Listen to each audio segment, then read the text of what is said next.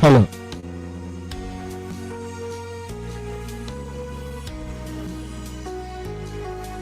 Hello.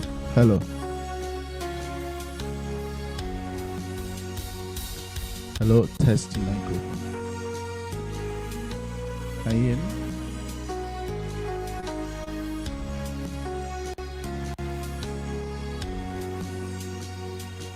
Hello. Hello.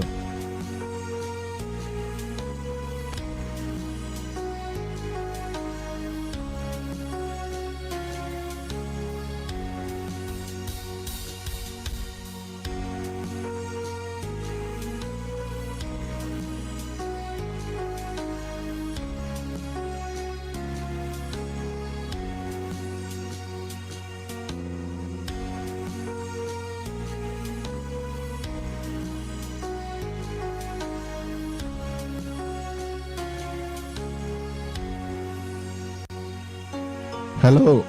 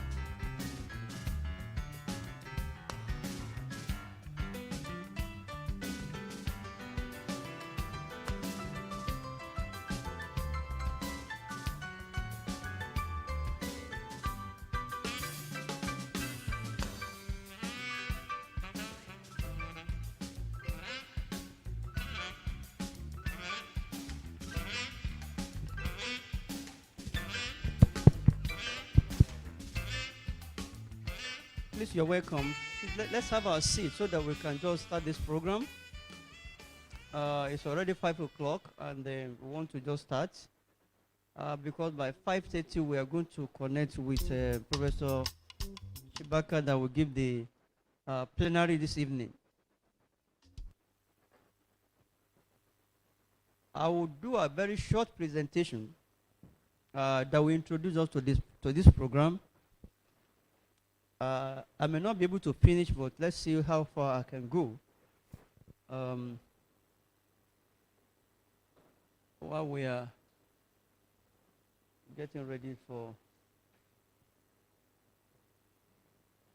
So we'll just exercise a little patience and allow our colleagues to join us so that we'll be able to have at least a sizable number of us connecting to the program this evening. So enjoy yourself. Thank you for coming.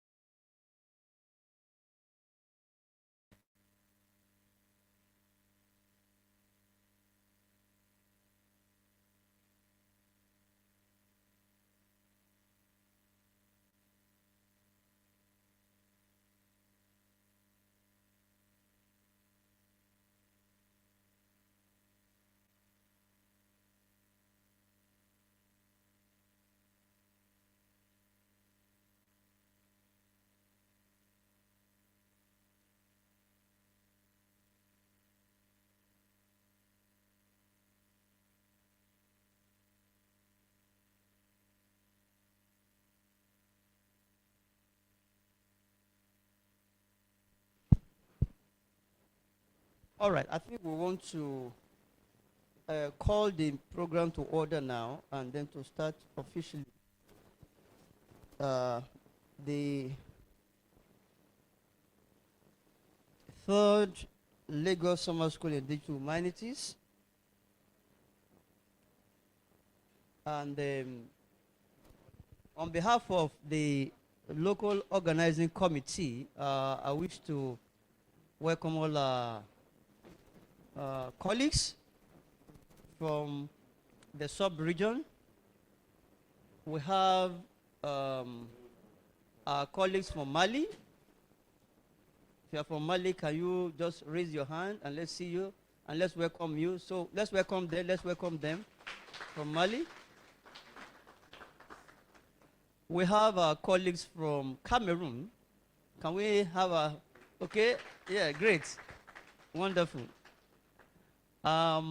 We have our colleagues from, where again, Dr. Aja? Senegal. Okay, the Senegalese. Oh, great. You are welcome to Lagos. We also have from, I'm not sure the Ghanaians are here, Ghanaian scholars. Oh, okay, okay, thank you very much. I know about 3 of them couldn't board yesterday because the airline insisted on seeing the result of their test, even though they've been vaccinated. So we are hoping that by tomorrow they will bring them into Lagos, and then they'll be able to join us. I wouldn't know whether a colleague from Togo they are here. It's on its way. Okay, they've gone to the airport to also pick them up. Do we have anybody from Republic of Benin? Not sure. Okay, who else? If I've not mentioned you, I'm not talking about the Nigerians. So. From? I'm so sorry. Okay, I'm so sorry. Yeah. So our colleagues from Côte d'Ivoire, they're also here to join us, and it's really a great pleasure, and I'm so excited to welcome all of you to Lagos. How many of you here you are attending the summer school for the first time? This is your first time of attending the summer school. Oh, that's wonderful. Okay, thank you for coming. Thank you for coming.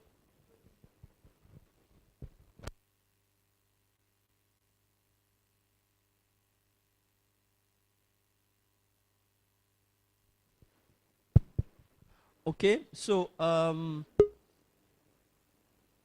it's been a great pleasure to have the privilege to actually be the convener of this initiative, and then I think it's important to give thanks to God on behalf of all of you, on behalf of all of us, who has made it possible that we are alive and that we are here. If you are following international news, you will see what is happening in India at the moment. It's quite heart-wrenching. So we must be grateful to God. So we are grateful to God that we are alive and then we can gather here for this event. It's been a long journey. I must thank the LOC members very sincerely from the bottom of my heart. We've been working day and night to ensure that this program, we're able to have this program. I'm sure if I've ever been involved in any organizing academic event, you will understand what it means to organize an event of this magnitude, bringing it from outside the country, the logistics. I must thank the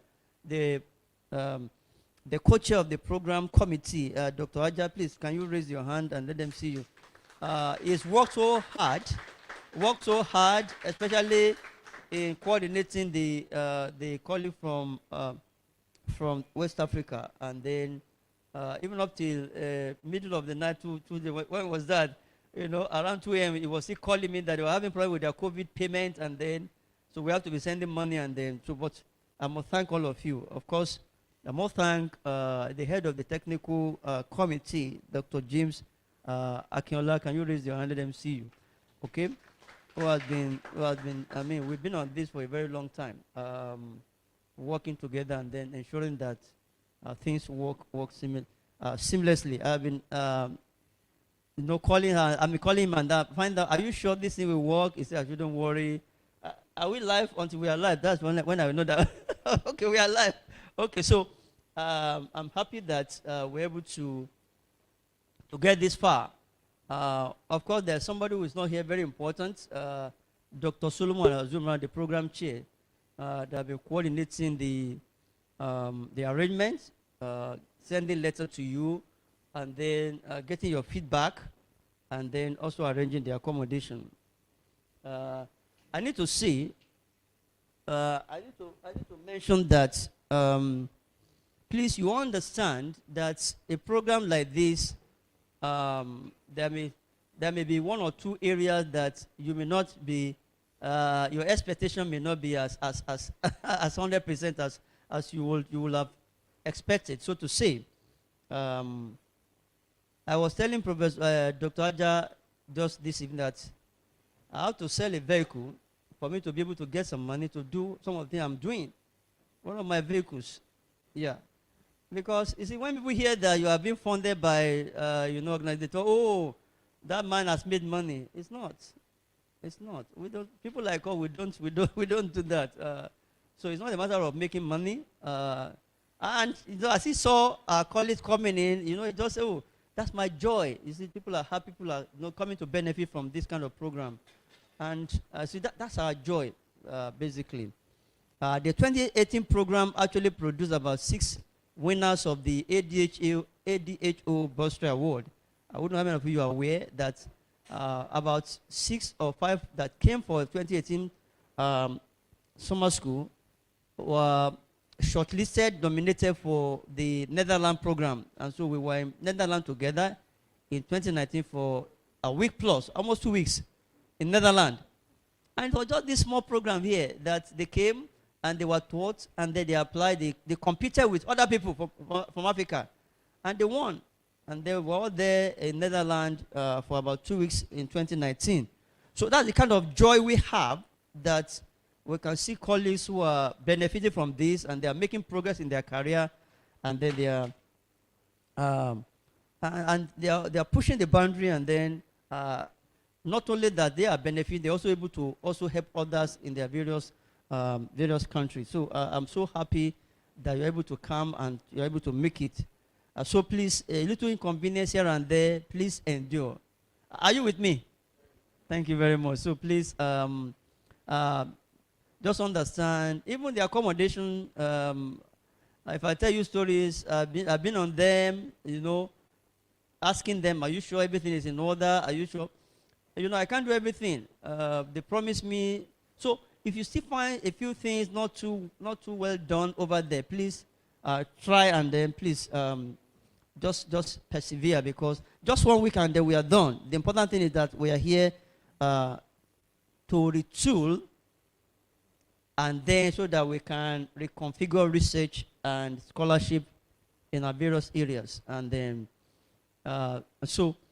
while we are waiting for the plenary speaker, I would oh, she's around. Oh, okay. So I will yield the space for her to talk, but let me just do a little introduction to DH, because I understand many of you are coming into this area for the very first time. I need that laptop. So we are coming to this area for the very first time, but I want to assure you that you are coming to the area, you are coming to where the future lies. I can assure you that this is where the future lies for every one of us. I'm able to do the little I'm able to do now because I had the privilege of getting trained in Germany through the Humboldt Fellowship. And it was there I got introduced to DH, and then on coming back, I made up my mind that yes, I won't be the only one that will benefit from this. I will spread the knowledge. I'll be able to help other colleagues, and I'm happy that we're able to get this done. Now, basically, you all understand that technology have been affecting a lot of areas. Okay. Now, as one scholar says, that in the last 25 years, digital technologies have changed the humanities. But the question is, By how much? And that's why we are here. By how much? Is the digital revolution transforming the humanities intellectually? Those are questions that we are going to be confronting and that we're going to be getting answers to during this 1 week program. Or has it just sped up processes and access in ways that are certainly faster but not essentially different? Are we doing something different from the traditional way of doing our job, doing our research? Obviously, no. Are we asking new research questions? Are we just using new tools? We are going to be getting answers to some of these questions in the course of our interaction for this 1 week. Do the digital humanities require new skill sets? Of course, yes. Which will cause us to think of university and research training in fundamentally new ways. Or is it sufficient to rely on established ways? Definitely no. So, this new area is provoking and challenging us to rethink what we have been doing and then to see how we can do things in different ways, do it differently, so that we can also make impact. So, basic definition of humanities, digital humanities, the use of computer software and web-based technology to investigate and analyze language and literary phenomena as well as research in other areas of the humanities, philosophy, history, music, whatever your background in the humanities, you can actually fit into digital humanities. It's just a matter of understanding the new technologies you can use to improve what you are doing. Okay? And then you will see yourself being able to do a lot. I won't be able to praise because Professor Chibaka is online already. Am I right? Oh, she's not stable? I okay, am. okay. I am. Oh, yeah, she's okay. Thank you very much. Just hold on. I will allow you to just take over now. Yeah, please, can you enable your video because we can't see you here? Try and enable your video. Okay, so thank you very much, Prof. So DH is basically concerned with new tools, techniques, and how they actually reconfiguring what we are doing in the humanities, providing new answers, exploring new possibilities, okay, and then of course producing new outcomes for what we are doing, okay. So I will continue my talk later so that I will not keep Prof waiting for a long time. I won't be able to do, because if I said I should now do all the introduction, I will take a long time. But one thing that I know about her is that she's also an expert in DH. She's been doing so much in Cameroon, trying to also expand this field of DH in Cameroon with respect to natural language processing and projects that can actually redefine humanities scholarship. We have one area in which we have connected so perfectly because she's also an alumna of Humboldt Fellowship. So she also happened to be in Germany for some time, and I want to encourage all our young scholars who are here. You finish your PhD. If there's any fellowship, any scholarship you want to pursue in your life, in your career, please pursue Alexander von Humboldt Foundation Fellowship. Yeah, you'll get to know about that more, maybe if you see me. It's a fellowship you must just, if you want to be in this academia and continue there, it's a fellowship you must win, because it's going to turn around completely your life and your career, I can assure you. Very generous, okay? Of course, the fact that I've been able to also get some funding from Germany is because of that, okay? Being an alumnus of German Foundation, so it opens more doors for you to be able to get other opportunities, because once they know you and they know you have the capacity and then you have the trustworthiness, because that's very important to them. You can be trusted, you can be, and you are sure that you'll be able to to get support. Professor Evelyn Chibaka, she's a professor at the University of Bio, Cameroon, and but she may tell us a little bit more about herself. And she'll be talking to us this evening on digital humanities and African scholarship, capacity building for research and innovation. Well, she may decide to change the title a little, but I'm sure that you are going to enjoy her talk. I remember we met on a panel at the Princeton University program. She was also the keynote speaker during that program. I was a plenary speaker, and then it was wonderful listening to her. I'm sure you are going to benefit a lot from my experience, from her insight on digital humanities for African scholars. Because our aim is to see how we can also encourage younger scholars who can also get into this area and then be able to do good for themselves, for their country, and for society, and then for the DH community in Africa. Because we are still underrepresented, we are still underserved, and so we need more people to get into this area and then to be able to improve what numbers have been doing already. So I want to hand over to Professor Evelyn Chibaka now to actually give us her talk. Thank you, Prof. You are welcome. Over to you. Thank you very much, Prof. And thank you for the wonderful gathering you've been successfully privileged to organize. Let me start by sharing my screen.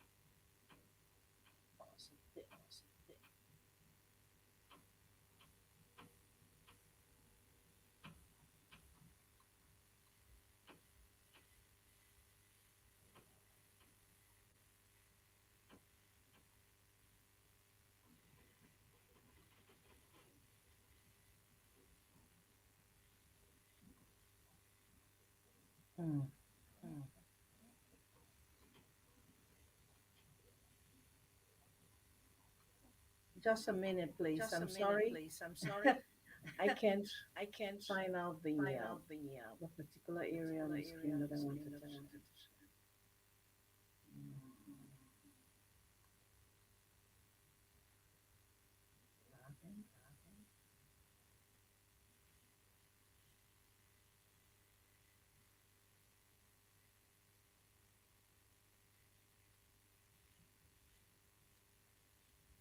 Are you getting my screen?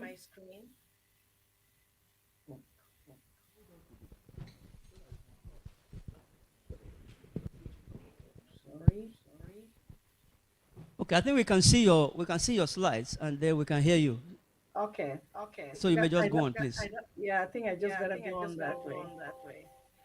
Yeah, my talk today is titled Digital Humanities and African Scholarship, Capacity Building for Research and Innovation. Presentation outline. Acknowledgement, introduction, the current practices and scholarship of DH in Africa. 3.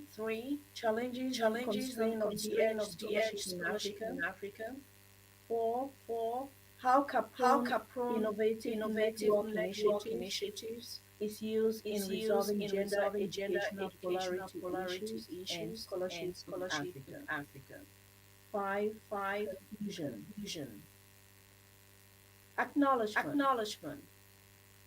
I will start by thanking Professor Tunde, the founder and director of the Center for Digital Humanities at the University of Lagos, whom God used to reach me. Prof, thank you so much for the invite. I'm humble and glad to share my dear points and experiences with this dignified assembly of reputable DH experts and would-be experts. My gratitude to the DHSSL organizers, sponsors, partners, and authorities of the University of Lagos, especially those administrators in charge of scheduling.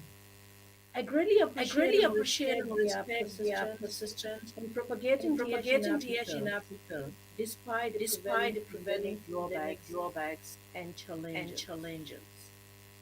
To all the participating DH interest scholars of this summer school, I salute your zeal and contribution in taking DH in Africa to another level by self-empowerment and capacity building. Above all, I celebrate the God Almighty for making this event a success. Because we all know how difficult it can be to organize such an event and say so in Africa in particular. Congratulations to all, and thank God for using you to make an impact in DH in Africa. And we pray that the imprints from this summer school will go to magnify our presence in the map of DH in the global network. Introduction. Before I continue, is it possible for me to see my image to be portrayed? Because I need to see the people or talking away the dreams. Or should I continue like this? So you can just, if you look down towards the lower part of your screen, you will see us. We are there live. Okay. All right then. Introduction. The layman's interpretation of DH humanity ranges from the use of digital gadgets by humanities. Some will say the use of computer in realizing humanities scholarship. Others will consider it as using modern technologies in human and social sciences, research, pedagogy, publication, archiving, etc. So what do scholars in DH say DH really is? Bosa 1980 considers it as an interdisciplinary form of humanities research, which has evolved to enhance and to transform traditional humanities scholarship through digital means. It's also considered that DH is an academic field with the application of computational tools and methods to traditional humanities disciplines such as literature, history, and philosophy. Or DH is a new ways of doing scholarship that involve collaboration, transdisciplinary and computationally engaged research, teaching, and publishing.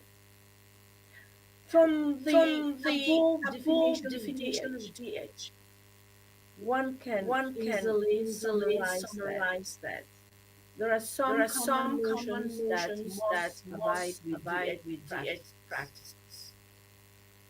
It is considered as inter or transdisciplinary field in nature. It is an evolutionary field to enhance and transform the social sciences. And thirdly, it involves computational tools and methods applications. Let's look at the definition of scholarship. Basically, Basically, scholarship can be scholarship can looked be looked into as an into as an abstract abstract knowledge knowledge or a or a concrete concrete substance. substance. Your Your dictionary.com dictionary.com defines it as defines it knowledge as knowledge resulting from resulting from study and study research and research in a in particular a field, particular field, or or is a gift is a of gift money of to money pay for to pay academic for academic education. education. It also It also considered that considered that scholarship scholarship is is financial aid, financial need, financial need, that is money that is granted money by the granted government by or the government any or other any other organization organization to the to students the who fit students the who fit the criteria set criteria by the set by the granting granting authority. authority. Scholarship Scholarship is the the systematized knowledge systematized knowledge of a of learned a learned person person, exhibiting exhibiting accuracy, accuracy, critical critical ability, ability, and and thoroughness, thoroughness, erudition. erudition. It is the It knowledge is the attained knowledge by attained scholars by scholars collectively. collectively. This is the This is opinion the of opinion of CollinsDictionary.com. CollinsDictionary.com. And this And is this our is own our own perspective perspective when we when consider we consider scholarship in scholarship this in this paper. paper. Despite the varied Despite the varied appreciation of appreciation DH, of the it edge, is clear it is that clear that this this diversity of diversity of perspectives perspectives greatly greatly upgrades the upgrades the values and values and evolution of the evolution edge of the in edge in different different ramifications ramifications to the to the students, students, the the researchers, researchers, or or academians, academian, NGOs, NGOs, communities, and the communities, world at and the world large. at large. Since a Since catalog a of catalog tweets of with tweets with definitions of the definitions edge of do the edge exist, do exist, the version the that is version that is considered by considered any by reader any reader will depend will on depend his on or his her or her humanity humanity discipline, discipline, that is from that which is from background which you were background you coming, are coming, and and perception perception of this of this evolving evolving interdisciplinary interdisciplinary field field of of study or study or research. research. The The objective objectives of this of talk this talk is of is of threefold. threefold. A. A. To To discuss an discuss an overview of the overview edge of the edge conceptualization, conceptualization, practices, and practices, and scholarship in scholarship Africa. in Africa. B. B. To suggest To the way suggest the forward way forward for an for an inclusive and inclusive sustainable and development for sustainable the edge in development Africa. for the edge in Africa. And C. And C. To talk To about talk about nine nine innovative network innovative network initiative initiative propagation platform propagation platform through Cameroon through Cameroon Professional Research Professional Research Oriented Women Oriented Network, Women Network, CAPRON, CAPRON, which I think which I think is a is a DH DH digital research digital research enabling environment environment in in action. action. Let's look at the Let's look common at the common practices of practices of scholarship of the scholarship edge in of the Africa. edge in Africa. It is no It news is no that news any that valid any or valid or objective objective contemporary contemporary scientific scientific finding finding must be appropriately must be appropriately researched or researched or investigated, investigated, packaged, packaged, or made or easily made accessible easily via accessible via digitalized digitalized technology technology and techniques and for techniques public for public consumption, consumption, visibility, or visibility, archiving. or archiving. The question The is question is the is above the above scientific scientific statement statement a fact of a truism to fact of Africa tourism to academia, Africa academia, scholarship, scholarship, or with the or with the humanities and humanities social and sciences social to be sciences specific? to be specific? In Africa, In Africa, I have I attested have that attested that less than less than 20% of the rich 20% of the indigenous rich knowledge, indigenous knowledge, culture, culture, traditions, and traditions, artifacts, history, music, geography, music, etc., etc., researched researched either or orally written or data written data and of and of findings findings have been have been digitally digitally cataloged, cataloged, analyzed, analyzed, and barely and barely 1 to 2% 1 to 2% imaged, imaged, thus thus rendering the rendering research the research information information and knowledge and of knowledge African of scholars African scholars highly highly inaccessible inaccessible and and underused. underused. Looking at the Looking at current the DH current practices DH in practices Africa, in Africa, we can we can summarize that summarize that we are we are functioning just at functioning two just at levels: two levels: the pedagogic the and the pedagogic research and the research activities activities levels. levels. Pedagogically, Pedagogically, we are we mostly are focused mostly on focused on e-learning, e-learning, computer tools computer to tools facilitate to our teaching facilitate our and teaching research, and research, and basic and IT basic knowledge. IT knowledge. For For example, example, we use we this use this uh, uh, computer computer knowledge knowledge in order to in prepare order to prepare our our lectures. lectures. We're using We're using social media social apps, media apps, PowerPoint PowerPoint presentations, presentations, textual textual analysis using analysis computer using software, computer etc. software, etc. Most of Most what of what relates to relates to digital digital applications can be applications found can be in a found in discipline a as discipline as computational computational linguistics. linguistics. At the second At the level, second level, research research activities activities can can be be in found our in African our African practices practices when we do when we do documentation, data documentation, data analysis, analysis, e-publishing, e-publishing, e-books, e-books, assessing, assessing, etc. etc. Generally, Generally, minimal use of minimal use DH of DH can be cited. can be cited. For example, For example, considering my background considering my as a background linguist, as a linguist, I've had a look I've at had a look at three different three sessions different of sessions of an an international, international, well-attended well-attended linguistic linguistic conferences conference called called World World Congress Congress for for African African Languages. languages. In most In of the most of the papers that papers that are are presented during presented these during these conferences, we conferences, find we out that find out that most of them most of them are are strongly strongly descriptive, descriptive, applied applied linguistic, linguistic, with with very very little, little, if if used, used, digital digital and and visualized visualized materials for materials for presentation. presentation. However, However, some dotted some dotted scholars in scholars West in and West East and East Africa Africa do do practice practice digital digital humanity, humanity, but I but think I in think in their their isolated isolated corners. corners. But more But in more in terms, terms, DH work DH work are are done in done in South South Africa Africa and and Nigeria. Nigeria. DH and DH and scholarship in scholarship in Africa. Africa. As I said earlier, South Africa is the link is the ringleader when it comes to DH practices. This can be cited in South African Center for Digital Language Resources, called SADILAC, which is arguably the leading hub in DH in Africa. SADILAC is a national center supported by the Department of Science and Technology as part of the new South African research infrastructure roadmap. SADILAC focuses on all official languages of South Africa and supports research and development in the domains of language technologies and language related studies in the humanities and social sciences. The center supports the creation, management, and distribution of digital language resources, as well as applicable software.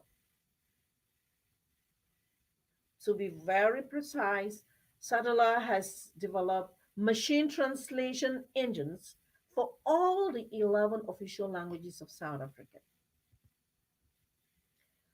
In a nutshell, Sadala runs two programs: a digitalized program and a digital humanities program. Another hub or center for digital humanity can be traced in Cameroon. This is the Archive of Languages and Oral Resources of Africa, ALORA. ALORA is a regional language archive based in Yaoundé, Cameroon, on African traditions and languages.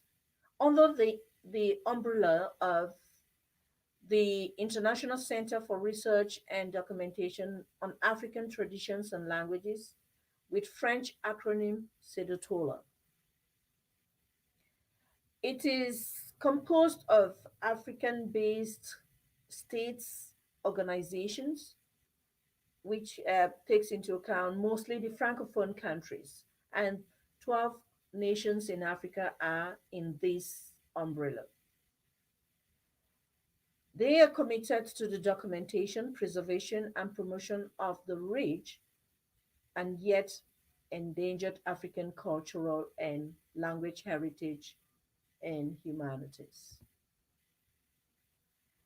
Let me give you a short story about Alora.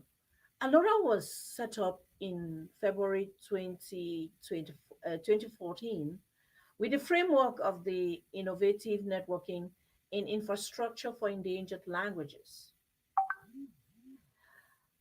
Alora, when it started, worked on the framework that it is open to and the collaboration with a wide range of communities of depositors and users as possible, such as fieldwork researchers in the humanities, institutions such as universities, laboratories, libraries, museum, research centers, language communities, language and cultural groups, associations, and individuals. But I tell you, it is a pity that Alora is a history of an archiving infrastructure since February 2020. It is now harbored under Sadila as host. The second great hub for digital humanity is found in Nigeria. Here, Digital Humanities Association of Nigeria, DAN, has been actively promoting digital methods in humanities scholarships with trans, cross, and interdisciplinary frameworks. Then, which all of you in Nigeria do belong to, I must assume, has the vision to develop, implement, and promote ideas, projects, programs, and organize activities such as the one we are presently participating in that will enhance the rapid development of DH and the association. Han is out at propagating the understanding and practice of digital approaches to humanities scholarship across Nigeria universities and research institutions in the Nigeria and African societies.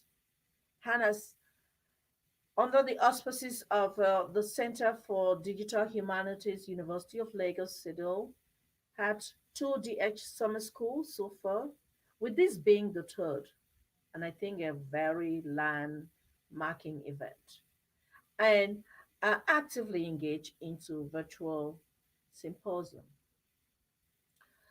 This image borrowed from the website of CEDU give it gives us a capture of all the four main arms under which digital humanities operates. You have it as digital humanities, which is dealing with the technical aspects of it, and then you have it as digital scholarship, which is what um, under the umbrella under which the summer school falls. We have it as digital research environment. This is what we are talking when we go into training and mentoring of DH. That's the initiative that I am practicing. And we have it as digital cultures, which is taking into consideration the cultural artifacts of our African rich continent. How does DH addresses the Africans' needs? These DS needs and aspirations of Africa can be conveniently grouped into three categories: the individual, the communal, and the scientific. Starting with the individual as DH researcher and teacher. DH is partially used for teaching, research, and publication. DH practices are timid. As such, it is not readily viewed as a game changer field to us. That is, it does not seem to solve the academic, pedagogic, research, sociopolitical, financial, health, etc. issues, and more pressing environmental challenges that we find in our continent. At the communal category, that is the African community or society, DH development level has not mirrored its manifestation in the life of the common man in the society. That is why many people don't even understand what you're talking when you say you're doing DH. What is digital humanities? Even to some scholars, it doesn't really make sense because DH outcomes are still to be addressed more urgent societal needs like the human living conditions, good governance, adequate sociocultural practice environment, poverty, health issues, internet connectivity, not the epileptic power supplies that we have, etc. So DH has to and is still to get to that point. At the scientific category, that is DH in the global form, in the family of science, DH has significantly saved and rescued many endangered African resources, cultures, artifacts, etc. from extinction. DH, because of its interdisciplinary and teamwork research approach, most African scholars are constrained and systematically limited to DH projects elementary like using already designed apps, software, ideological theories, and methods testing in the fieldworks. That is digital data collection, analysis, archiving, and publishing methods. But we are not involved in the creativity of knowledge, tools, or technologies developing roles. That is where we belong. That is where we should be directing our focus. Let's look at the contribution of DH in Africa into the global debates. When we talk of global debates, what are we referring to? I've tried to summarize it into five different categories. One, globally, we are debating on how to build a different representation of DH based on cultural, political, and ultimately epistemological diversity. Two, we are debating on reflections on different versions of DH by interrogating using visualization methodologies to further understand the field's intellectual structures and indigenous knowledge rather than any close reading of the texts themselves. Three, how to highlight the critically engaged DH works of scholars outside the Anglo American sphere. We'll later on see that that has been the focus. That is bringing into limelight openness, geographical inclusiveness, and a sense of community's need into our DH operations. Four, we are debating on the shift of DH from historical origins in text-based scholarship to exploring oral tradition and cultural heritage artifacts more widely. And five, debate has been on issues and challenges of practicing and networking on DH in diverse geographical contexts, countries, and cross-cultural initiatives by employing cultural multiplicity approach. From this point, the question is, so to what extent does DH in Africa contribute to the global debate that, that we have just mentioned above? Looking at the global distribution of continental engagement on DH practices, it is obvious that Africa is still limping behind, except for a handful of African countries that we have already mentioned above. Also, as an interdisciplinary academic field that is focused on the development and use of applications that improve the quality of research and teaching in the humanities, impacting our society, etc., the digital humanities is not evenly distributed across the world, more so in Africa. Let us have a snappy look at this illustration of a very recent international DH event that took place in Holland, Utrecht, which Professor Tunde just mentioned about in July 2019. Here's a rough picture of the scope of dissemination of DH in the humanities scholarship worldwide. In this conference and workshop, which they had in Outreach, that is in July 2019, the attendance was 8,066 delegates from 52 countries. In these, we had 38 delegates from 10 African countries, 72 delegates from 9 countries in Asia, 735 delegates from 26 countries in Europe. I bet you it's not because it took place in Europe, but it's based on the fact that DH is more active in Europe than elsewhere. 203 delegates from 2 countries in North America, 11 delegates from 2 countries in Oceania, 7 delegates from 3 countries in South America. You can have a pictorial view of the presentation of delegates that took place in this international event in Holland in 2019. This is a presentation of digital practices that was presented by Frazzini in 2016. In this map, you'll find out that the focus or the concentration of DH can be located in the Western European countries and in the northern part of America. Nothing is indicated here in Africa, nothing in South America, neither in Australia, neither in Asia.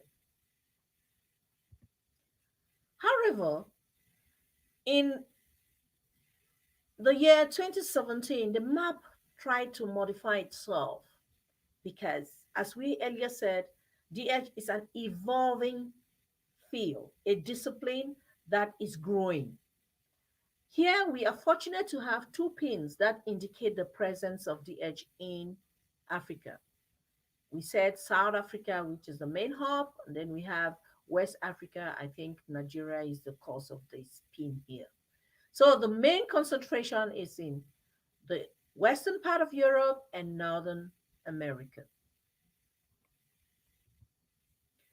So let's go back to our analytic view of DH representation in the global map. Here is a microscopic distribution of Africa scholarship representation in DH community.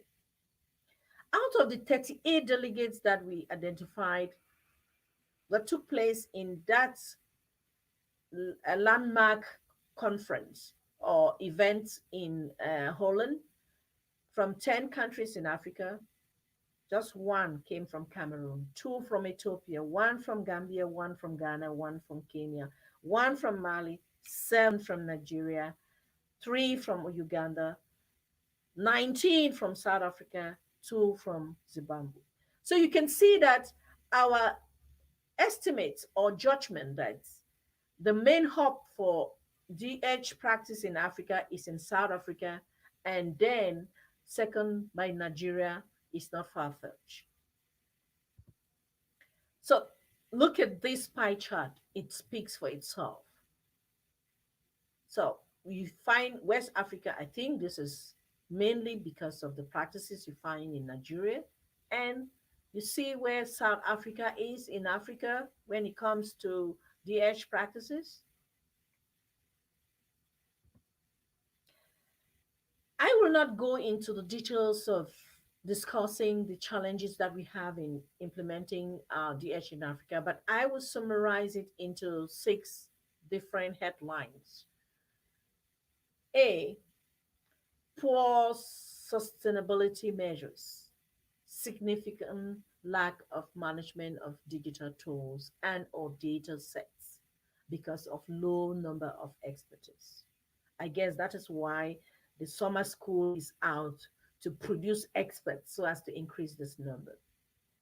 Corporal management limitations. That is the scarcity of digital laboratory, digital libraries, digital archive centers located. We need more things like schedule in different countries.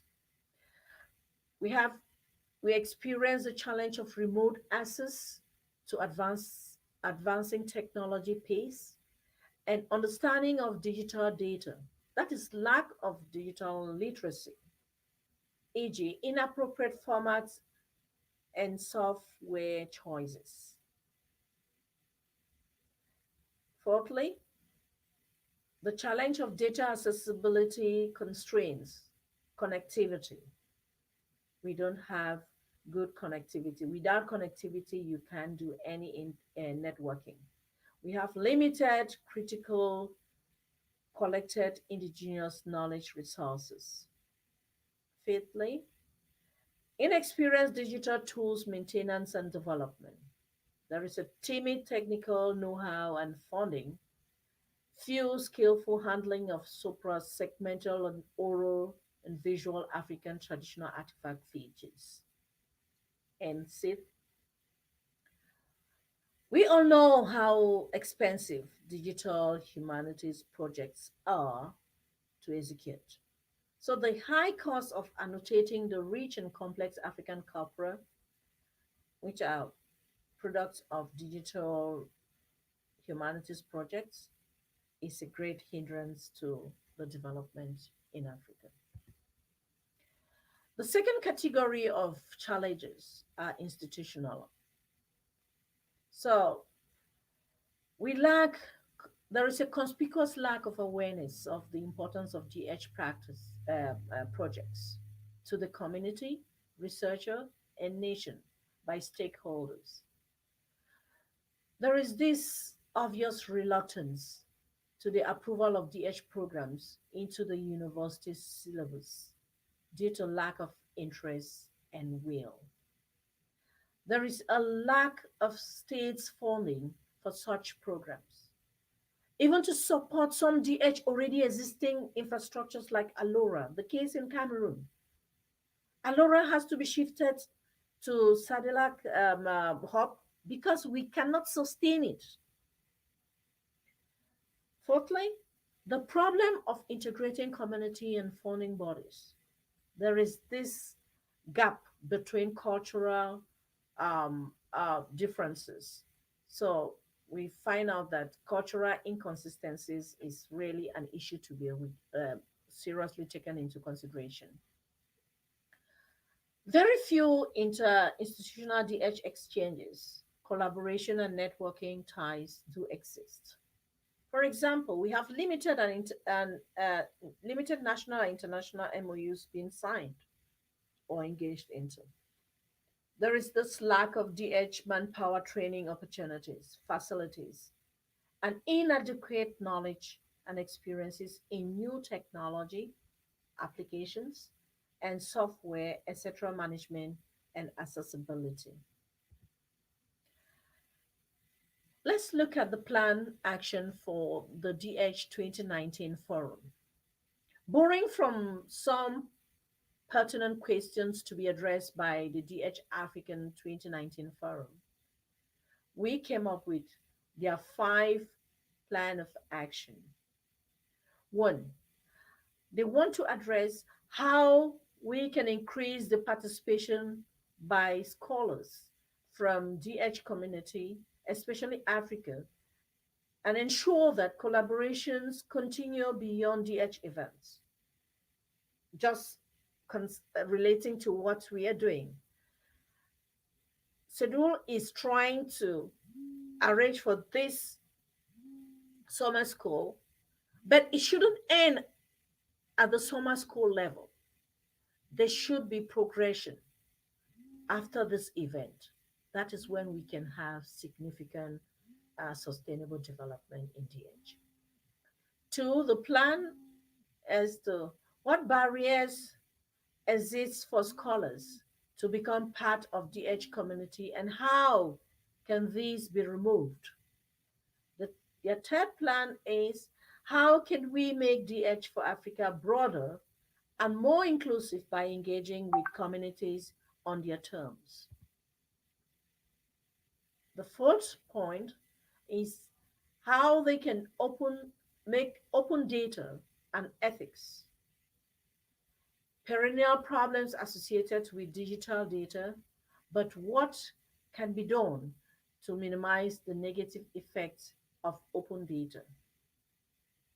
You find out that most of the research that we do are all packed and saved in archives, and then particular restrictions into openness are placed on it. So the information or the knowledge that we have investigated on are not really made available and accessible to those who really need it because of some restrictions and constraints. So that can be taken care of. Their fifth plan of action is what more can we do to make the different stakeholders, such as language communities, benefit from the huge amount of data that has been produced for Africa and other languages. So applying a similar plan above, like that of Africa 2019, in all the humanities and social sciences disciplines, guided by our proposed firm eyes measure, will undoubtedly lead us to the path of irrevocable sustainable DH development in Africa. When I talk of firm eyes, it is an acronym that I developed, which is summarizing the different strategies that should be put in place when implementing DH, such that we should have a sustainable development for Africa. Firm are the points, are the strategies, are the steps that or measures that should be taken externally from DH, whereas eyes are those that must be taken by us, the experts in DH. The sustainable DH strategies. We interested African DH scholars have been debating, exchanging ideas and practices about global and African DH. Some countries have gone steps ahead to initiate measures to expose our rich DH potentials, encourage other scholars to benefit from DH practices of research, pedagogy, publications, etc. Contribution in DH African and global discussions, networking, and its societal issues resolution impact, etc. The question we ask ourselves now is, so what next? It is time for us to shift our focus from the rhetorics of talking. We've talked enough, to walking and walking. Let us examine some measures that should be implemented to effectively obtain a sustainable African DH and scholarship growth in Africa. This leads us to our proposed firm eye strategic approach. The approach is a proposal for a Pan-African sustainable DH strategy, where firm eyes, the F stands for funding advocacy. Here we are referring to a more aggressive canvassing for long digital humanity research project funding and generation of generation through partnership at national and or international levels. Secondly, we are talking about funds for planned institutionalized electrical, solar, bioplant energy sources, and internet connectivity distribution management continent-wise. I stands for infrastructure development. That is, the establishment of continental institutions for digital data set management, archiving, and distribution infrastructure. R stands for resources management impact, where we create opportunities for cultural heritage, artifacts, and humanities into a DH societal impact knowledge full revitalization.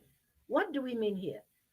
We shouldn't just be doing researches and all that. We should see that our research has an impact for the revitalization of our culture, of all what we are blessed with.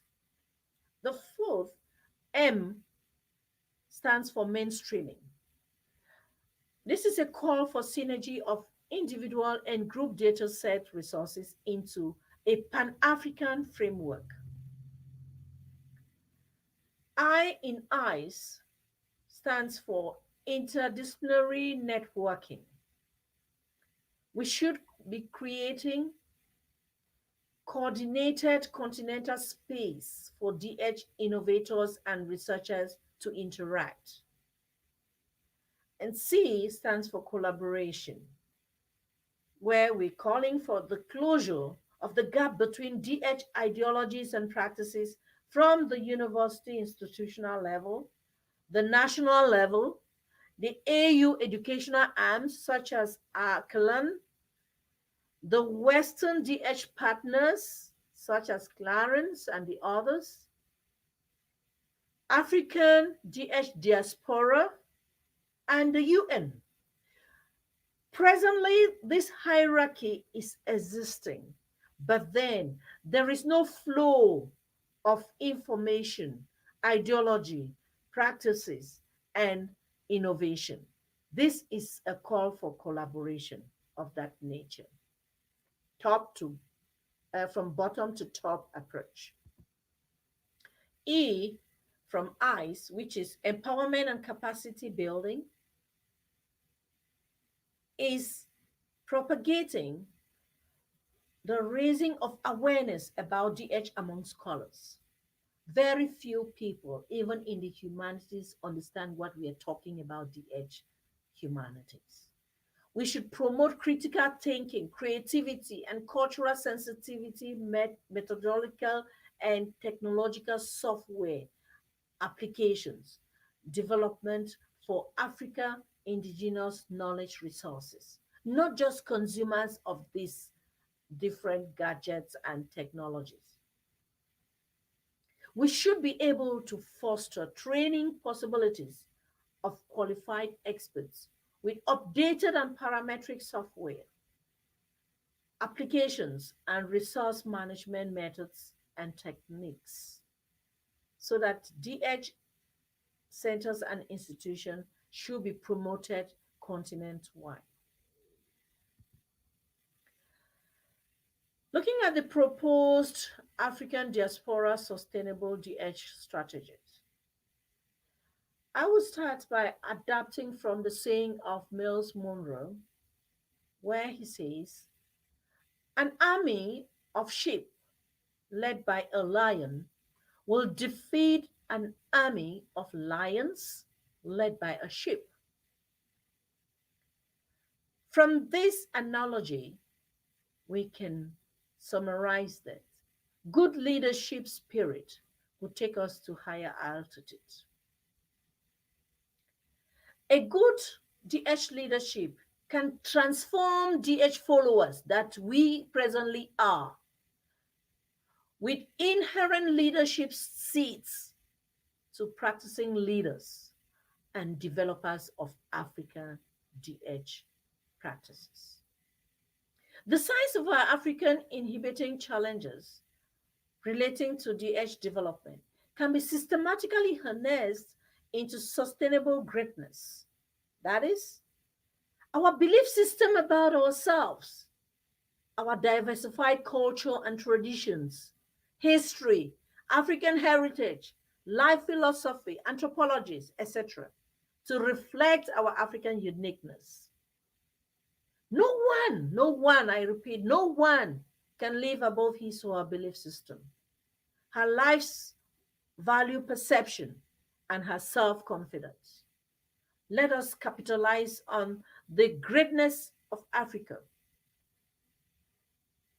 A change in attitude will obviously lead us to a change in aptitude, which can sustain our qualified, organized leadership that we are propagating. In this backdrop, we are proposing that while waiting for the supposed irreversible creation of recreation of the economic and sociopolitical measures that will soon be changing the pathetic pseudo-colonial stories in Africa, we should, in addition to all the different strategies from firm eyes, meet the diaspora to take the leadership role mantle. I propose the diaspora because I know that the diaspora should put in place the strategies to realize the holistic and comprehensive Pan-African diaspora research data set evolution, since they are like our window to the world. We are the custodian of the heritage and artifacts that we have in Africa. But those African diaspora DH practicing scholars should sell our view. They should foster a sustainable development of an inclusive, collaborative, constructive, innovative, and proactive African data set management infrastructure and a coordinated, interactive Pan-African and diaspora DH networking platform or hub. Thirdly, they should initiate an umbrella DH and scholarship in Africa organization by elaborating on the African diaspora vision for DH Africa, by selling our mission, whose goals are to promote and support digital research, scholarship, teaching across arts and humanities discipline, drawing together humanists engaged in digital and computer-assisted research, teaching, creation, dissemination, supporting DH centers, extension, and beyond. Let me move on to how innovative network initiatives is used in resolving gender educational polarity issue and scholarship in Africa. Borrowing from Liu, the GH exceeds the functional role of instrument or service, the pioneer role of innovator, the ensemble role of an additional field. DH serves as a shadow play for a future form of humanities that wishes to include what contemporary society values. Thus, advocating for the humanities does not necessarily only mean defending all disciplinary notions of humanities. No, I am of the standpoint that digital humanity and tomorrow's sustainable development solicits attempts to reframe the humanities in common cause with other disciplines and with public or societal needs attainment. The Capron's role in resolving societal crisis, which is my standpoint when it comes to DH. Why Capron? Social, economic, and cultural variables, patriarchal power, the weight of tradition and stereotypes have systematically institutionalized gender imbalance and marginalization. And using a very, very, I should say, a conscious blindness by excluding women from not only education in general and science in particular, but more so women in the apex position, that is postdoctoral women in academia in Africa. In order to avoid continuous seasons, scientific professional female gender polarization and marginalization in our society, Cameroon Professional Research Oriented Women Networking Capron Association took up the mantle and the initiative under the sponsorship of Alexander von Humboldt Foundation, which Professor Tunde just mentioned in his introductory speech there, to impact in the female researcher a proper, positive, and gender equality mindset orientation that would thrive and do the magic for a progressive, competitive, and sustainable development at all ramifications in the sociocultural and traditional tra- patrimonial, well-structured society in Cameroon and Africa at large. How is Capron connected to DH and scholarship in Africa? Considering the standpoint that one of DH's goal is to engage in an interdisciplinary form of humanities research in order to enhance and to transform scholarship through digital means, in a collaborative, holistic mentorship, capacity building and empowerment, etc., either virtually or physically, then Capron Network with a vision to have a sustainable virtual and physical platform becomes applicable in that. And in so doing, Capron is geared in generating more female researchers, addressing gender research inequality crisis, equipping female researchers with what it takes to develop a professional research career through workshops, symposium, capacity building, holistic mentorship, retreat writings, trainings, conferences, etc. And in all, with the goal to bring into visibility the research findings of these ladies. That is, by publishing a biannual book series after every 2 years, that's biannual, with the articles of these female Cameroonian scientists. And in so doing, it is not something to doubt that DH in Action project is what Capron is executing.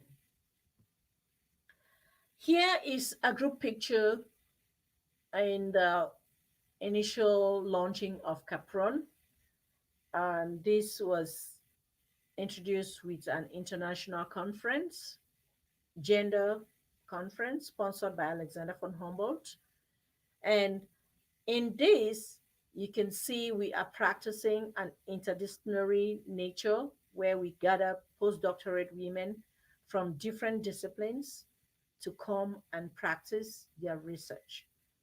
Here you find the Minister of Women Affairs in Cameroon, the Minister of Higher Research and Innovations in Cameroon, the Secretary General to the Minister of Higher Education in Cameroon, the representative of the German ambassador.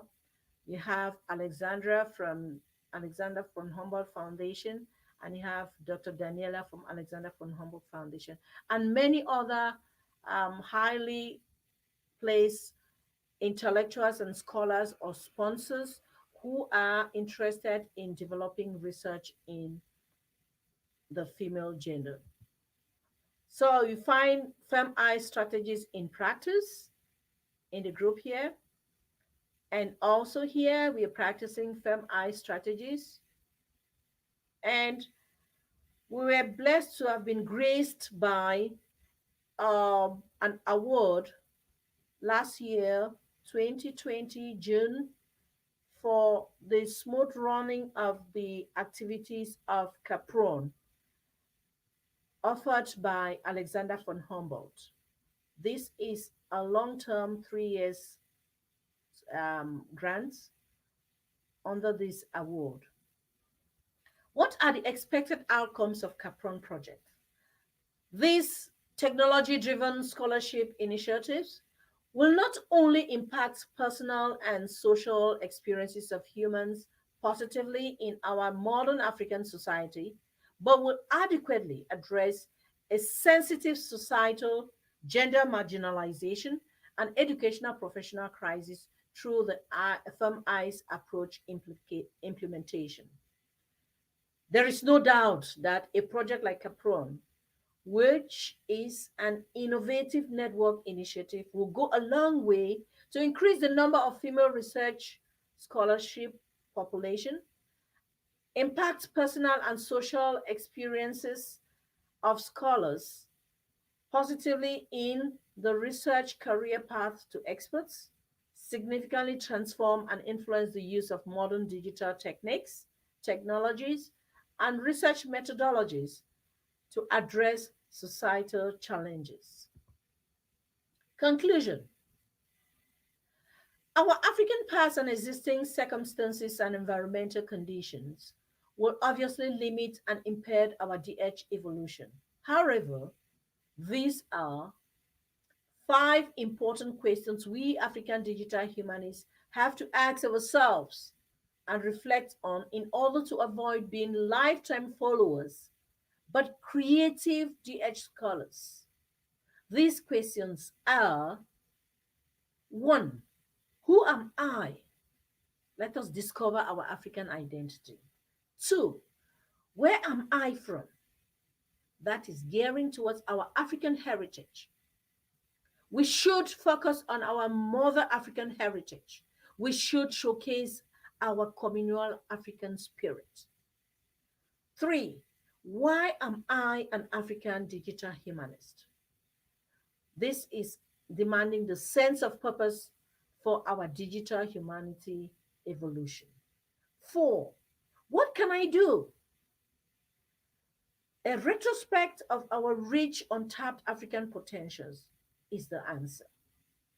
That is capturing our uniqueness into creative, authentic, competitive, societal, impactful, interdisciplinary projects. And five, where am I going? Our DH destiny should be very defined. That is, achievements of sustainable development of African DH that will carve us a space in the global DH debate platform and resolve most of our developmental challenges using our African DH data sets, data infrastructures, collaborations, and networking innovation initiatives. Our uniqueness and diversity in our strength is our strength, but our endowment and heritages must be strategically coordinated and harnessed in order to achieve our intended DH goals and objectives. We pose a problem to ourselves if we are looking somewhere, for we possess the key to the DH development of our continent. But for us to use the key properly, we have to network, collaborate interdisciplinarily, apply firm eyes approach, etc., so as to imprint our visibility in the DH global map. Let us put into practice the UN's Leave No One Behind motto, which is an integral part of the 2030 Agenda for Sustainable Development.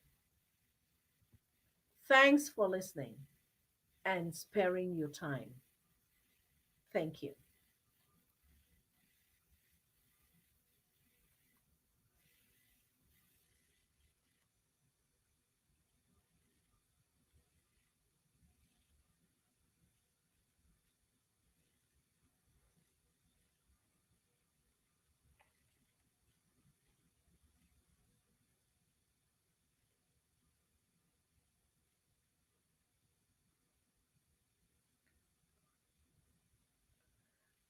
I am not getting you, please.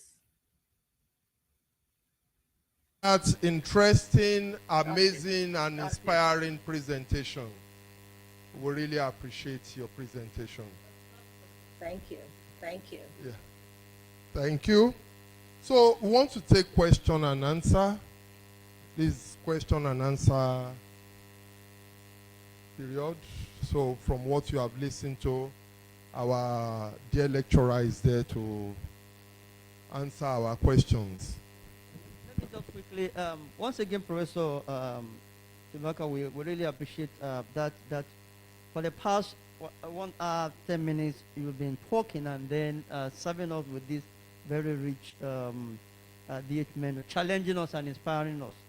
Now, of course, you all know, number one, she mentioned the fact that DH is an interdisciplinary enterprise, and then asking us how can DH address more urgent social needs. Of course, I can't summarize everything. You know, it's not possible to summarize everything. But I've been able to just put down a few things that I believe we can begin to engage with, and then build our conversation around. How can we be involved in the creation of knowledge and tools as African scholars? Those are things that are very germane for me. Then she gave us the firm eyes approach, that she believed that if we can apply that, that can really help us to begin to do a lot indeed. And that will not just be followers. We must be fully engaged practicing DH. So I will hand over to the program chair, Dr. Solomon Azumaran, to actually coordinate the question and answer session. Once again, I really thank you for creating time to share this knowledge with us. I appreciate what you have given us. Thank you very much. So over to you, Solomon. Thank you, the chief convener. So question and answer. My duty is just to roll the microphone really. Okay, thank you. You introduce yourself, then you ask your question. Thank you. Okay, good evening, everybody. I want to appreciate really the speaker that has actually spoken to us this evening. My question on what she has just said, or what we have learned, is this. What we have had a lot, and I want to find out if there is a way we can have the soft copy of what all that has been said, so that we'll be able to go through them over and over, so that we'll familiarize ourselves with the whole teaching and then go on to practice. Then my second question is this. As a doctoral student, and when I heard about digital humanities, I decided to be a part. Not that I'm good, just starting anyway, but I want to find out how I will be able to use this to enhance my researches in order to come out with a good quality research that at least has not, if not, that is not too common. I don't know. I major in literature, African literature, in French, for example. Sometimes if I'm looking for, I want to get current authors that are not, that their works are not known, or that, I'll begin to wonder how I go about those things in order to, through the internet and the help of this digital internet and digital humanities, get my research and get materials, enough of it, to carry out what I want to do. That's the two questions I would like us to address, please. Thank you. Want to be brief and to the point, please. Thank you.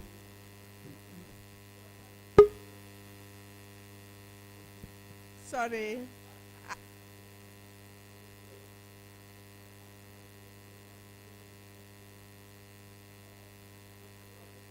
Sorry, I failed to introduce myself. I am Mrs. Ndu Augustina from Nnamdi Azikiwe University, Oka.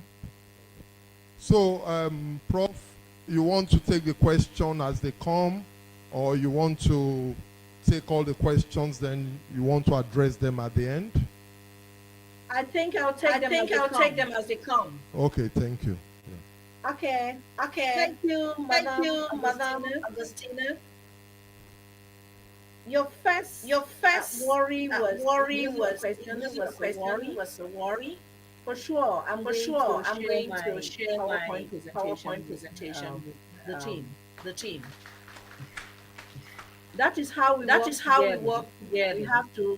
We have to in a collaborative working platform. So you're going to have my PP. The second question which you asked was relating to your research. You are in the right place because this summer school is going to equip what it takes to come out with digitalized data that will give you what you need to analyze your research.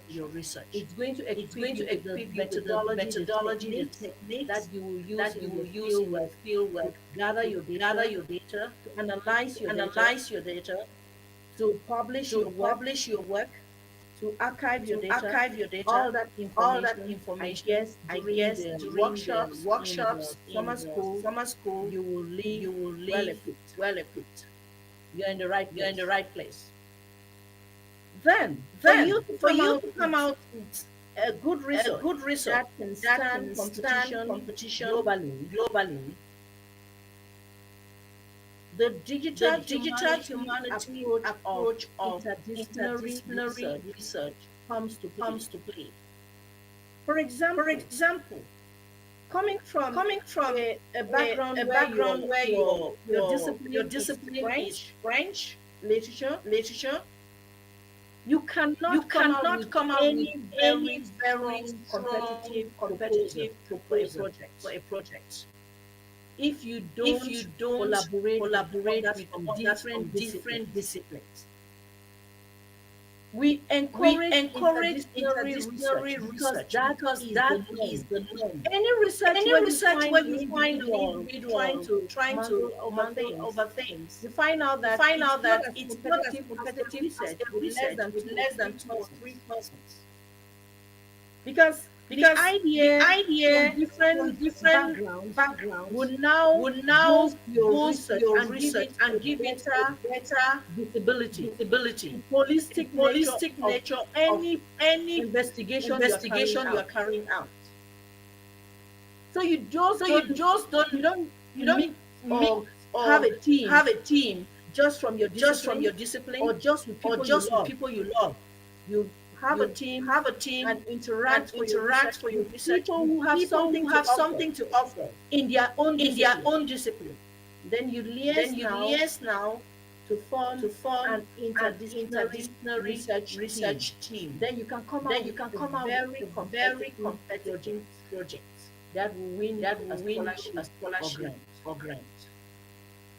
I think I've explained enough so that I take the other questions. Thank you, Prof. If you're not clear, I think I'll reframe the question. Thank you, Prof. But as we said earlier, we want to be brief and to the point. Introduce yourself, then ask your question.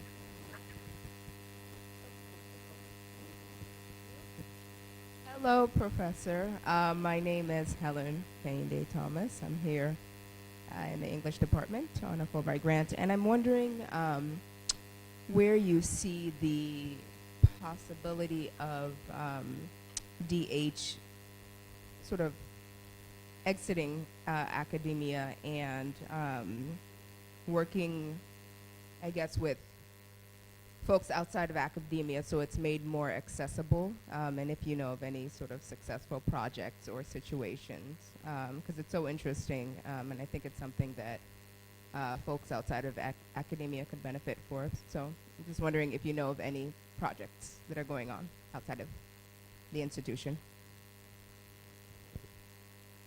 Did you get that, Prof? Did you get that?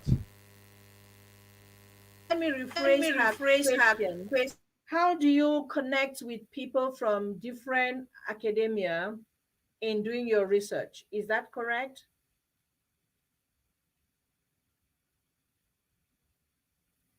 Humanities are connecting with folks outside of academia, so the public, people that might not even go to school. Um, yeah, how is it?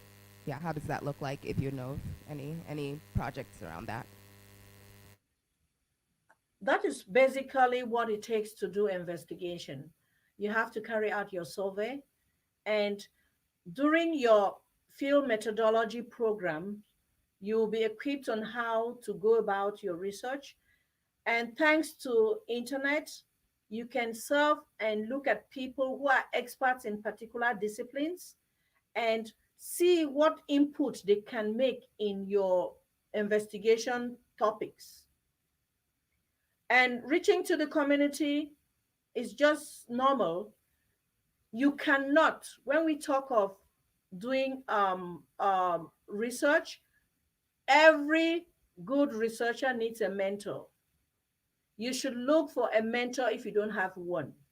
Your mentor can be your supervisor, but must not be. It can be, but must not be. Look for people who have had experiences in winning projects, who have gone through those experiences in having grants. Ask them. As an academia, we shouldn't be selfish with knowledge. We should be very open. All you need to do is to have a good approach. Humble yourself and ask for somebody to mentor you. And you cannot do this journey alone. You need to be guided. Go online, look for specialists in the discipline you want to collaborate with.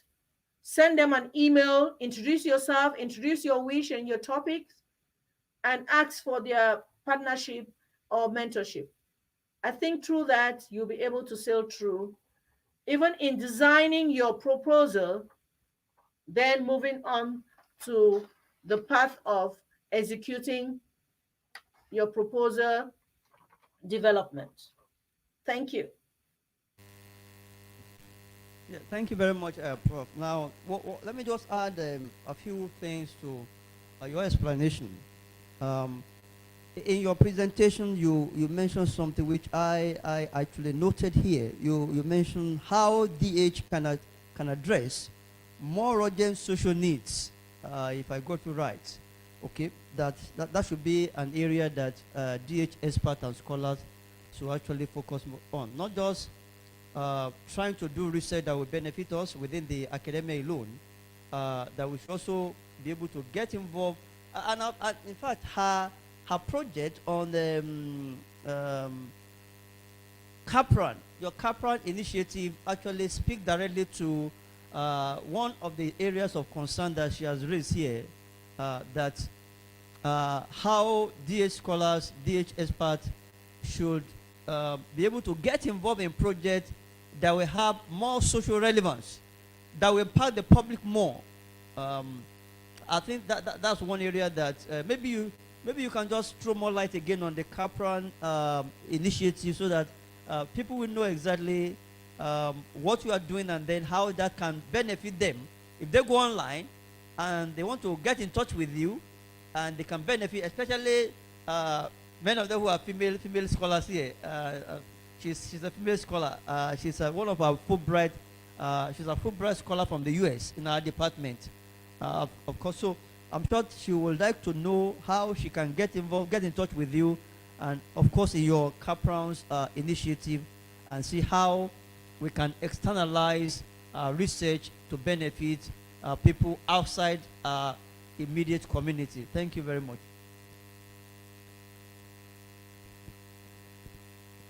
So, Prof, do you want to speak to that? Yeah. Let me have a Thank you, Prof, for that highlight. As he has already cited, my standpoint is not just saying we do use digital technology, methodology in our research and whatever. We should move a step further to make our impact felt in our community. And how can your impact be felt in your community? It's by addressing some of the pressing issues that needs to be addressed.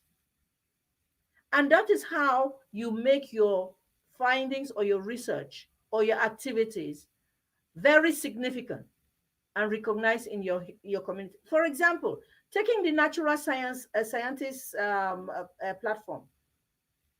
When they discover a vaccine or whatever, we only appreciate them because of the findings of their products. But for us, the social scientists, we cannot have physical products. Our products are mostly abstract. We need to mentor minds. We have the problem in Cameroon, which is a nationwide, a continent-wide problem. I don't think it's only in Cameroon, but we are taking a specific case study that is of Cameroon, where most of the PhD holders, the ladies in particular, are being marginalized. There is some sort of a systematic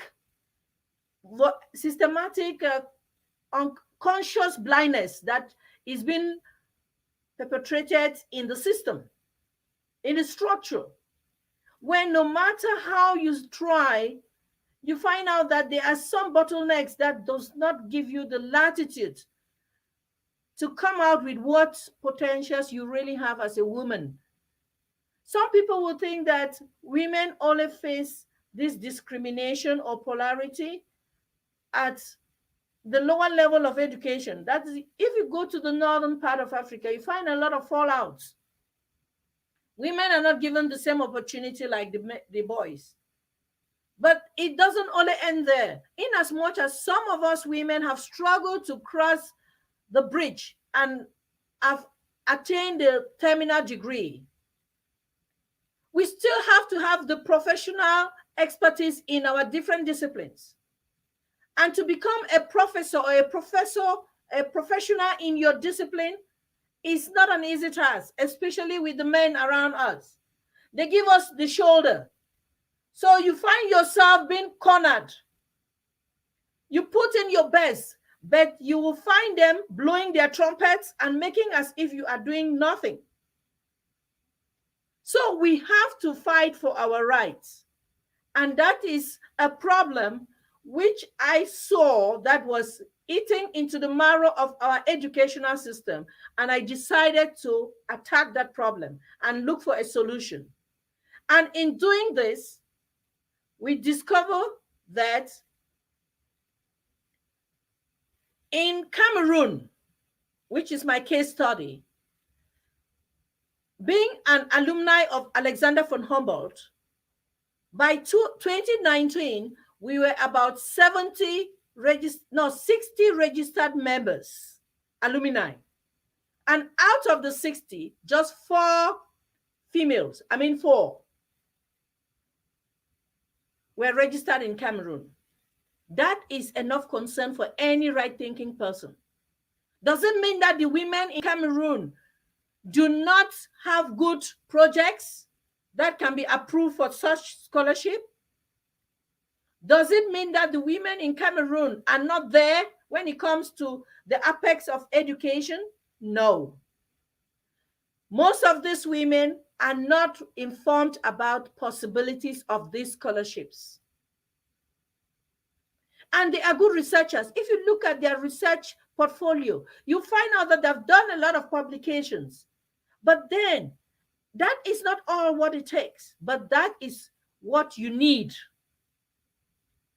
So they need to be exposed to how they can proceed their career path to their dreams as being researchers in their disciplines.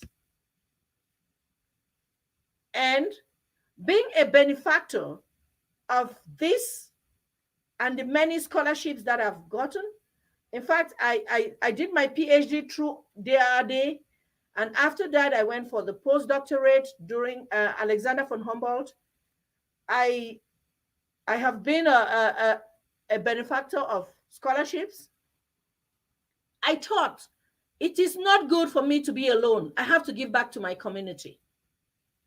Let me address this problem that almost break my back so that other women should not fall into the same ditch that I went. And in doing that, I was using my DH knowledge in order to set up this association. And thank God, if I tell you what the women are saying about it, it is just awesome. Just from the launching in 2019, one of the ladies that came and learned about the scholarship is now in Germany, being approved last year, 2020. So she is now a benefactor, or she is undergoing Alexander von Humboldt postdoctorate scholarship. And my dream is that by the next 5 years, I should be able to come out with at least 5 other women who will increase the population of researchers in their domains, who will benefit from this alumni, this humble scholarship, which is going to help. As Prof said, it is a good juicy scholarship. All those who are in the humanities, look for interdisciplinary collaboration, come up with strong projects and benefit from Alexander von Humboldt scholar. You will not regret it. It's juicy. It changes your life. It transforms you and your family. That is a good thing, because it is not only for you, it is for you and your family. They say it's 1 year, but you always push it to 2 years. And you have about 5 or 10 or 6 times what you are earning as your salary there per month. With all the other advantages, you are exposed to laboratories with partners that you can collaborate and come out with good research findings. So digital humanities can not only be left at just talking about it. We have to make our impact in our society. Collaboration, interdisciplinary networking. Let us work together. You have to network, find out information. Who knows how to do what? Connect with that person. And then bring up your ideas. Don't go alone. Alone, you will not make it. Look for mentors. You have good ones. The Nigerians are really up the target. So meet people. Humble yourself and meet with people. Think, how can I solve this problem in my society? How can I use my knowledge as somebody from linguistics, applying the principles of digital humanities, and come out with research or projects that will impact my community? We work as a team. You from French, you meet with somebody from history, anthropology, sociology, geography. You people come together. Don't struggle to make projects on your own. It doesn't give you enough visibility. Go for interdisciplinary projects. Meet with people who knows or have what you want, not people you like. You don't need to like your collaborators. You just need to know them and respect them and meet with them to have what you want. Thank you so much. Let me not be a teacher here. Prof, in fact, I don't know how to describe what you have given us this evening. I think it's been very, very inspiring. I think our female colleagues here, they are really inspired and challenged. You are a very, very outstanding role model for them, and I think they will get in touch with you, and as you have advised and encouraged us, I'm sure that interdisciplinary perspective will now be the pursuit of what we begin to do. And I'm happy because this is exactly one of the objectives of this summer school, to actually inspire our young colleagues to be able to look beyond what they are doing at the moment, and then see how they can stretch themselves, and then get in touch with how they can also climb up higher. And I think at the end of this program, they'll be able to go back, and then I want to see many of them becoming humble scholars, as you have really predicted. So we are hoping they will be. So before I hand over the microphone to the next person, I thank you, because I know you are still there. You are still there for us. Yes, thank you very much. So let me also say that we are also running the project here at the center. We just got a grant from the federal government, and we are looking at the use of technology in Nigerian politics. So that's part of the kind of project we are working on, how use of technology and social media can improve political practice in Nigeria. So it's a 2-year project, and we are already running that project in the unit. So I'm at the center. So these are some of the things we are doing, and then as you begin to also think along with us and see what project can you get involved. I'm sure that there are so many things you can do, not only to benefit yourself, but also to benefit your society. So thank you very much. We are enjoying this session. So let me hand over the microphone to the next person. Okay, thank you for giving me the floor. And thank you, Prof, for your rewarding presentation. I am Maxime Manifi from the University of Yaoundé 1 in Cameroon. I'm very happy to see that Cameroon has great experts in the domain of digital humanities, which appears obviously after your presentation as a crucial activity for the development of many domains of social sciences.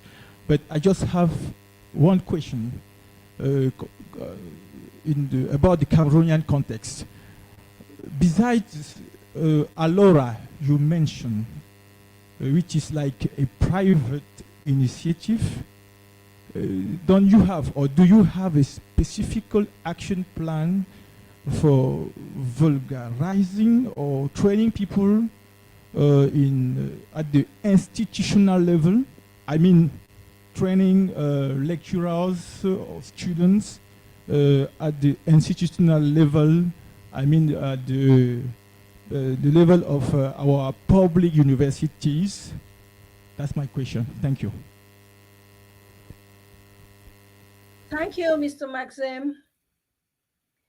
That is a very pertinent question. And if you look at my slides, you'll find out that I mentioned that was one of the institutionalized problems that we have in Africa. It's either because of lack of information or the goodwill. It is still, to begin with, even some scholars in the humanities do not even understand what you mean by digital humanities. I've been asked, even by my colleagues, my elderly colleagues have asked me, what do you mean by digital humanities? Then to talk of the administrators, if they know, because I strongly think we have to do sensitization to make them aware that there is something like that. And secondly, they have to have the will, because it's rather a pity that our budget does not really give a good focus in education propagation. I would say so, because research is being done, but it's not done in a systematized manner where opinions of the grassroots can move forward. You hear me talked about the collaboration based on different levels. There are different levels that needs to be a flow of information from the grassroots to the top. First, the syllabus has to be innovated in such a way that it gives room for something like digital humanity to manifest, even at the tertiary level. If we can have programs that will go for it. But for people to have programs, that program has to be approved. And for the programs to be approved, there should be experts who are willing to teach in those programs. So you see, we are really backwards. We don't have those experts who can carry out those programs, if at all they're even introduced. So what the summer school here is doing is just awesome. It's breeding experts who can now be linked to those programs, if at all they are introduced into the syllabus in the university programs. So if that is done, then we now say we have a platform that we can stand on. Then we now start training trainers or training researchers on how they can improve on their research by practicing the principles of digital humanities. Just like what I said, some of the principles are interdisciplinary, networking, collaboration,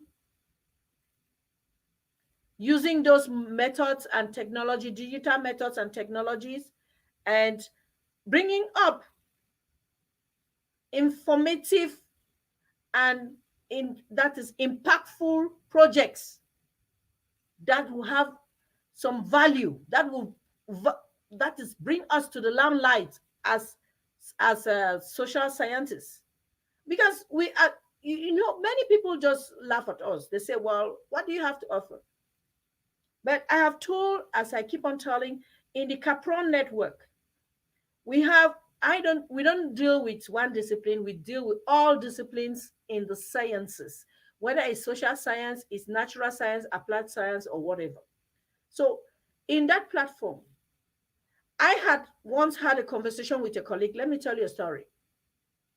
He is a chemist, and he was telling me, oh yes, you need to have a project that will sponsor. I told him, let me tell you one thing. It doesn't matter which arm of the sciences you come from. It matters what you have to offer. I have had 2 successive projects approved by Volkswagen through the Dobex project. One of the projects is 300,000 euro. And from that project, I was given a 4-wheel SUV. And he asked me, what does an arts person needs an SUV in a project for? I said, that is a question you should have asked the grand donors. If I did not give them a convincing project and justification why I need it, they wouldn't have granted it to me. So it depends on how you put your case. In my team, I have an anthropologist, I have a botanist, a creator, and we also have a journalist. Then we have linguists. So all of these members, sociologists, are members of my team. They have a role to play in order to make it a whole. And I have to give evidence to convince the scholarship donors that I need a 4-wheel drive vehicle to go to the field. And based on the importance of my project, they were convinced. And that is why they gave it. This project, this donor or this scholarship or the grant, the maximum money for it is 300,000 euro. And I hit the target. Not because I'm intelligent, but because I was smart enough. I was smart enough to have a mentor who is my German host, that they already know in their system that he is good in delivering the goods. So you don't choose people you like, choose people you know who can deliver. And I bet you, if your project has an impact to develop your community, you will get a grant for it. It doesn't matter which discipline you are.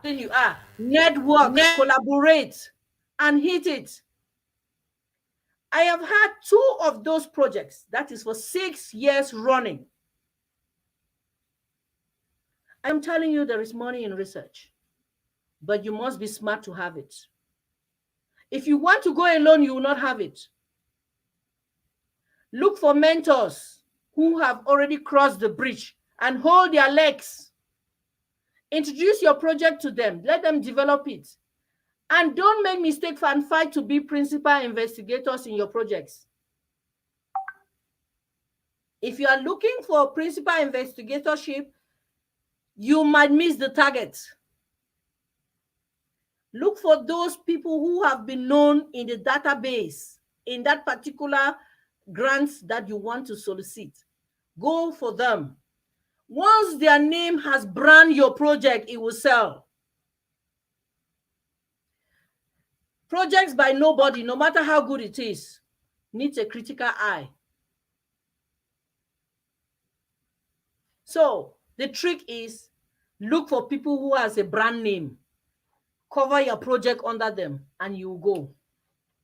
And by the time you are applying for the next project, your name is already in the database.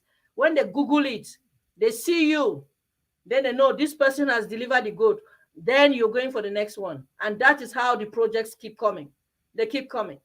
So to answer your question, Maxime, I'm sorry I've deviated from it. If you have a system which is so bureaucratic, it is difficult to infiltrate, no matter how good what you want to sell is. But I have decided to use a small venue to see how I can project what I have to offer. And that is using the platform of Capron. They will get to understand why we are there, what we are doing, and see the products. Because last month, one of our role speakers was the lady who is benefiting from Alexander von Humboldt. And when she gave her credential, everybody was tongue-tied. They couldn't believe she has gone that far. But that is what it takes. If you want to go far, you don't go alone. Thank you.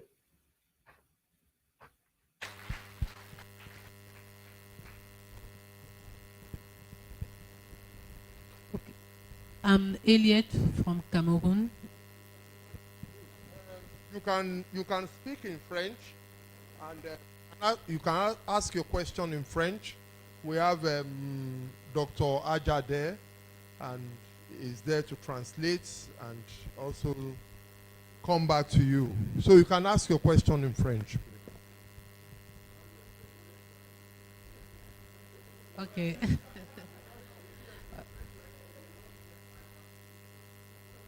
Okay, I will try my best in English. Okay, I'm Elliot Ngochom from Cameroon, University of Yaoundé 1 from the African Languages and Linguistics Department, where I'm preparing a PhD. I'm still working on my dissertation. I'm working in the field of machine translation.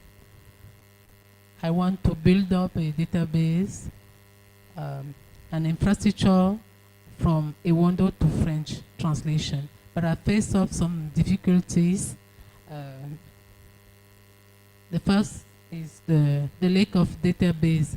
And to go through that difficulty, I decided to stand from the existential corpus, who are mainly written in the old systems. And I've tried to work with some experts. I have a mentor who connect me with some expert of Apache since I'm working on linguistic rule-based machine translation.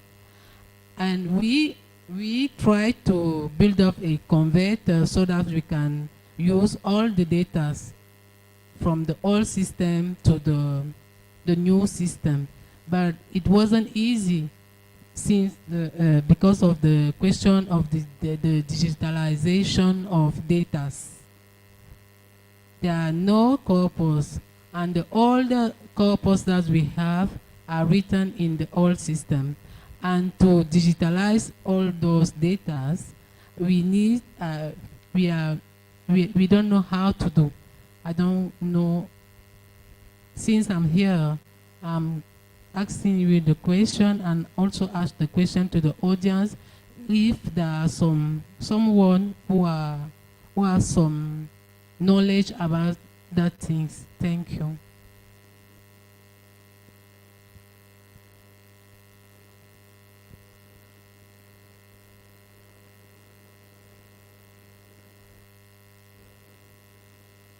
Prof, we can't hear you. Prof, we can't hear you. Okay. Thank you, Juliet, for your question. I'm so impressed to know that you're carrying out a very contemporary research like what you're doing. Your first worry is a methodological issue, which I think your mentor should be able to guide you on that. As I said, Sodelak is the hub for most of the DH in Africa. And they have done machine translation in 11 of the official languages in South Africa. So that stands to be your best ground to focus on. Collaborate with experts in Sadila and get their opinion on how to go about what you have to do. Because first, you're dealing with all data that were collected, not digitally, and converting them using the digital apps that you have. You might not be versed with the right app to use in doing your translation. So you need to empower yourself. That is where the firm eyes strategies come in. You have to empower yourself and you do collaboration. Empower yourself on which of the apps is very appropriate, because it's not as if that data can be thrown away. No. On the other hand, if you have good fundings, you go ahead and do collection of fresh data using the modern technology and applications that we have. So you have a choice. Collaborate with experts who have done machine translation in other African languages. Mark you, machine translation in all other languages that are not African languages are different, because that's where I said we need to be working with our apps based on a context-sensitive approach. The African languages that we have some suprasemental features that cannot really be analyzed using the apps that the Europeans use in their languages. So the context is very important. So the choice of the applications you have to use comes very much in play. You can know them without empowering yourself. And the easiest way to go through is to look for those who are in the discipline of what you are doing. See, go online, you know who is doing what. And from there, you know that the person knows what you want to do and the person can be of help to you. That is why we have websites and all those type of things.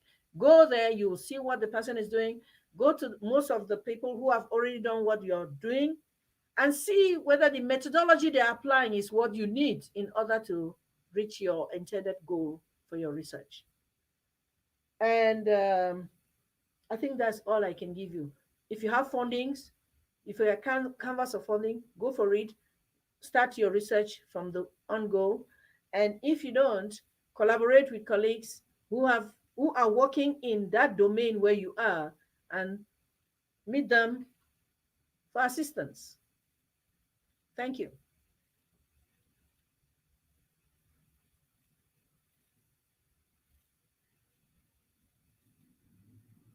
I'm not getting you. I'm not hearing you. Okay. No, we have a lot of hands up, and we just want to take one or two questions and call it a day.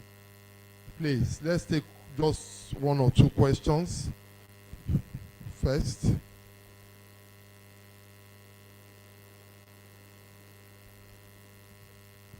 Can I make a contribution? All right. Prof, thank you very much for the wonderful presentation. I'm David To from Cameroon, ENS Yaoundé, partly in Bamenda now. What I want to say is just to confirm what you have been saying in relation to DH in Cameroon. The outcome of Alora that you did mention is actually a reflection of what DH is in our context, Cameroon. And just to confirm what you are saying in relation to capacity building and networking, I personally have realized that we don't have experts in Cameroon. And for that to happen, we must engage in networking and capacity building. Just a little anecdote about myself. I'm a product of the 2018 DH here in Nigeria. And since 2018, I have to confess that I've done a good number of things. And I think Professor Tunde is one of those who has persistently and constantly encouraged me in DH. So networking is very important. Capacity building is very important. You can have a beautiful idea, but if you don't have the skills, you will not still realize it. That's just why we are here. And just to add that, most of the projects I've written have always been selected. I've always been selected, and maybe I don't get it at the end, but my project is always catching someone's attention. So capacity building is very important, and networking for us to attain the level we want with DH. Thank you very much.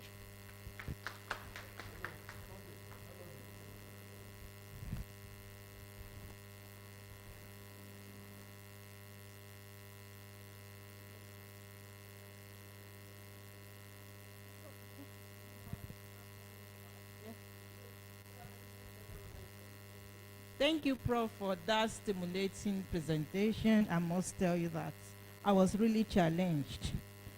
I have two questions. I don't know if the second one is the question, but the first question is about Capron. Oh, my name is Oluwabumi Oyebode from Obafemi Awolowo University, Ile-Ife, here in Nigeria. The first question is about Capron. I would like to know if you are planning to expand the scope of the conference or the program, the initiative, to other neighboring countries apart from Cameroon. I'm an academic, and I would love to attend one of your conferences, maybe in the later future, if it's well publicized that other nations around Cameroon, are aware of the time of the conference.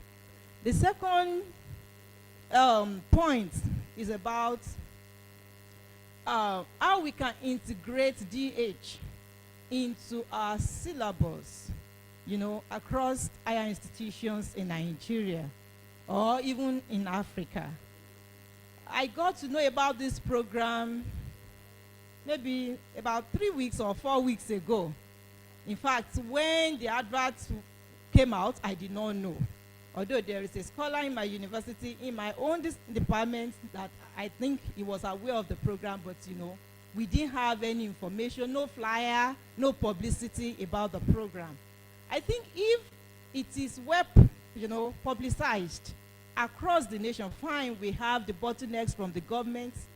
There's a way that we can integrate the program, at least give the tip of the iceberg to our, postgraduate students, maybe while teaching a particular course, maybe like somebody like me on my applied linguistics, I can introduce the course, or the program, create awareness about it. So I think from our own hands too, the few experts that we have in the field, there's a need for us to do, to create more awareness so that scholars that are interested can find a way of introducing or exposing their students or their postgraduate students to the program. Thank you. Please, sorry, Prof. Sorry, Prof.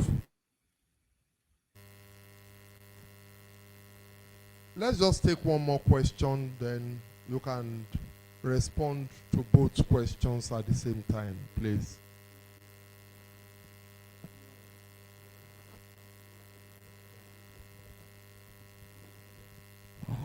All right. Thank you, Prof, for that wonderful presentation. I am Patrick Sunday Ibi from Veritas University, Abuja, here in Nigeria. Having listened to all that you've presented, I got captivated by that particular point where you try to sensitize us about bringing the digital humanities into the African experience. Now, here's my question. I know that going through the brochure, we have some list of journals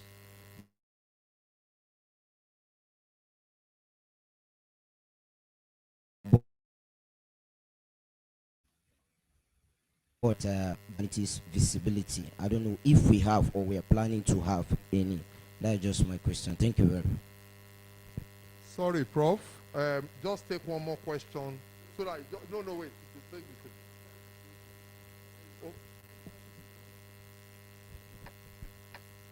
Okay, Prof. I will read out. It said it's a roadmap to get the attention and intervention of government and private investors within, as opposed to foreign donors. Apparently,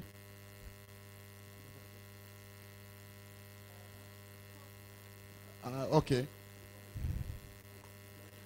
Okay, Prof, when you were speaking, you actually thought you've been mentioning, emphasizing and re-emphasizing foreign donors. So this participant is actually asking, is there no way it is possible for us to get attention of government, either in Cameroon, in Mali, in Senegal, in Nigeria here, and private investors?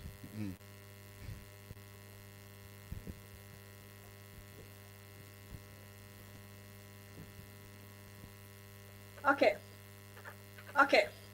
Let me start by taking the David was just giving some elaborations on what I earlier said. And then, Oluwa, thank you so much for your interest in what we are doing in Cameroon. I want to assure you that it is an association that has come to stay.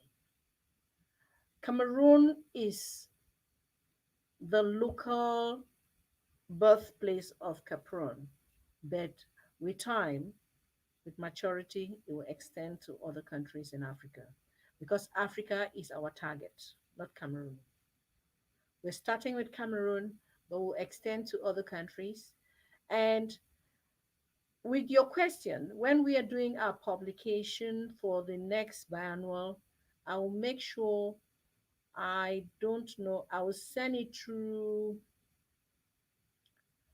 Yeah, I have to know how to make it internationally known. I'll send it through Professor Tunde, and he will disseminate it to the different interested persons. We are about to, in August 26th to 28th of August, we are having a retreat, writing retreat, where before this retreat, we are asking all the 57 members of Capron, they will have to submit abstracts of projects they want to develop. And we have already designed a title of a book publication that we're going to publish all the articles that they will develop or the papers that they will develop. And in this publication, I'm sorry for the male folks because my interest is in trying to hold the hands of my sisters and see that we soar to higher heights together. So the goal for this retreat will be to coach them, mentor them, and as a retreat is supposed to be, to have a quiet time. We're dissociating ourselves from the community. We have already looked for a location where it's going to be very quiet, and we're going to use the 16 hours for the 2 days that we have to do constructive work. And then you have time for yourself. We have speakers that we've invited. They will come and give some motivations on about particular topics. So they will now, from the retreat, have some workshops. So we're planning to be doing this almost every year. This is going to be the first retreat. And we pray that we have the fundings to do that. And if we do, we're hoping that we might have fundings at least for accommodation for those that will be invited internationally, if they can take care of their flight and whatever. So those are things we'll still have to discuss within the management team of Capron. And you talked about the integration of DH in institutions, that awareness is not properly done. DH is an evolving discipline. We are still limping behind. And I do applaud the efforts of people like Professor Tunde and the team in Kodol, Sedu, who are doing all what they can do to have summer schools of this magnitude. And you people are supposed to be the ambassador of DH. As soon as you're leaving this place, you now disseminate the information to your colleagues.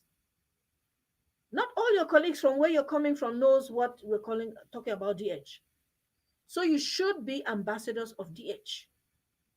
It's not only coming here for you to come and learn the methodologies and technologies or whatever, but then to sell the image of DH so that in the next 5 to 10 years, we already have trained personnel who can now manage programs that will introduce into the institutions. We cannot introduce it to the institutions when there are not people to teach. So you see where we are lacking behind. We need trained people. It's not just you want to just do DH, you just get into it. You have to know some of the techniques and the methodology. What is DH? Those things have to be taken into consideration. We have been doing research. DH is nothing new. It's just giving a new name to something that we have been doing already. Because most of you sitting there have been doing research. You have been using digital recorders, gadgets, and you have been publishing, you have been serving the net, you have been using social media and all those type of things. But then you were doing it because you thought that's how it's supposed to be done. Not that you know that that's how it's supposed to be done. So we shouldn't be followers, but now as DH experts, we should be executors. We have to make our impact felt, being seen, not only being felt, being seen in our society. So don't blame anybody for not knowing that something like this was happening. Thank God you knew at last and you're here. So it is your role now. It is a relay match. Go and meet at least 5 of your colleagues and introduce DH to them. Give this doctrine to your students that, look, what you're doing, you are doing research, but is your research having an impact or addressing a particular problem in your community? That is what the vaccine that we have is helping to cure COVID. But you are doing research. What help is that your research to your community? Let us not just stop at, oh, we are doing DH, we are doing DH. No, that is not enough. We should stop about the talking. We have talked enough. Let's walk and walk. And before you leave this place, have it in your mind, target 5 people that you have to introduce DH to them. So that the next summer school, they should be applying to come and train themselves. Professor Ngeyum, who is one of the main DH experts in Cameroon, Emmanuel Ngeyum, he has attended at least 8 DH summer schools. I mean, 8 at least. So you don't stop at one summer school and think you are formed. No. You need to be exposed, collaborate, go in for the training, and that is what makes you an expert. So introducing it in our institution, it's okay. But any course or program that needs to go through the academic approval system must give a guarantee that they are experts to handle that program. That we don't have in most of our institutions. So that is a big handicap. So now you should empower yourself, build up your capacity so that we should come up as a team and be disciples, ambassadors of DH, so that we succeed in making the map of DH in Africa a visible position that can get into the debate of DH in the world. Thank you. And Patrick was talking about visibility and why we are having donors, the question of donors in foreign. I talk of donors. My brother, I wish I could see the donors in my own area. Because as one of my colleagues told me, how can you have a 4-wheel drive when you're doing linguistics? Meaning that's the mindset. The mindset is that I can't give anything to my community. And most of the grants that they have or scholarship will be for the STEM, for science, technology, engineering, and mathematics. They fail to see that I can also contribute in building and developing my community because they have not tested of my products. So how can they test of my product? Let me go outside where the people who knows what I can do can sponsor me. Then when I come inside, then it will give them an idea that the people in the social sciences also have something to offer in their community. And through that, might be that will be an opening for grants to be coming from the local place, because we have what they call mobility grants. They give us some money, but all of us know DH projects are very expensive to run. That money cannot sustain just one of your team member for a period of about 2 or 3 years. It cannot. Or 1 month. So what that money does, most of us use it to do other things. Some people build their houses or they buy their car, they join it to do some, they play the njangi with or whatever. It is not used for research. We don't have that possibility of government sponsoring research. The Ministry of Higher of Research and Innovation do sponsor projects. As I said, the focus is limited to applied sciences, not for social sciences. I don't know of any of my colleagues who has benefited from any. Might be if they have, then I've not seen the product of their research. But most often, I have, because I have not been opportune. Maybe there are other mediums, media to go through. I have not been opportune to have local funding, apart from the compulsory one that every member of the higher education has every 3 months, and what the university gives, which is almost nothing when you want to talk of DH research. So I went out because I couldn't get what I want where I am. I have to move. The mountain moved to Muhammad, not Muhammad moving to the mountain. So you have to know what you want and look for where you can get what you want. And that is what I did. So if you're waiting for sponsorship in local environment, you will stay and rot with your potentials. Because before you know, you are too old. And the ideas that you have, some people must have developed it. And then you come back with archaic ideas that nobody can buy. So go and meet the competitive. If you have something you think is burning in you that can resolve a problem, sell it to those who want to buy. Don't put your market product in front of somebody's house who is not interested. Look for funders. They are there, many. Just Google. Look for those who have benefited. Ask them, how did you go about this? Nobody who has benefited will hide it from you, except that person is really a devil incarnate. Because you cannot take it all. It is still there. The tap is still flowing. And I tell you, before next year, at least 3 of you from that gathering should be members or beneficiaries of Alexander von Humboldt. That is the scholarship I know. That's what I'm telling you because I've tasted it. I don't know about other ones, but that one tastes. If you taste it, my dear, you will always swear for those you love to go and have a bite of it. Thank you. Thank you. Thank you. You are so passionate about everything you talk about. Please, another round of applause for Prof.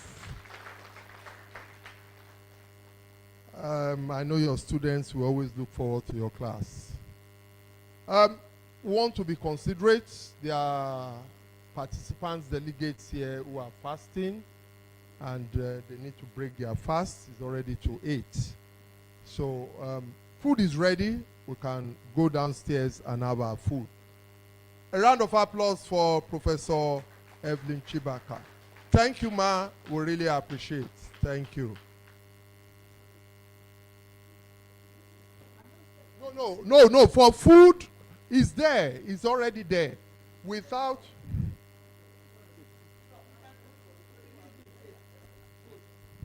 Thank you, Prof. We release you. We really appreciate your passion and everything. In fact, I'm sure that the participants, they benefited quite a lot from your presentation and question and answer, and then it's been quite a fruitful and productive session with you. We really thank you. And we look forward to engaging with you again. And of course, if you don't mind, I'm sure that some of them will be willing to get your contact. Do you mind if you share your contact with them and then they can get across to you? Oh, another round of applause. So you can always get across to her and then she will be willing to give us more. Thank you very much. So we'll see you again. Thank you very much. So please, good night and have a wonderful night. Thank you very much. Please, without your tag, you might not be allowed to go in. So put on your tag, and those who don't have tag yet, no problem. We'll come there, we'll identify you, we'll go in. Then tomorrow's program, the breakfast, we already have it. We don't want to run behind schedule. We want to keep time. Tomorrow's program begins 8 a.m. with the breakfast, the usual place. So we want to be punctual. Thank you. It's been an engaging period. Thanks.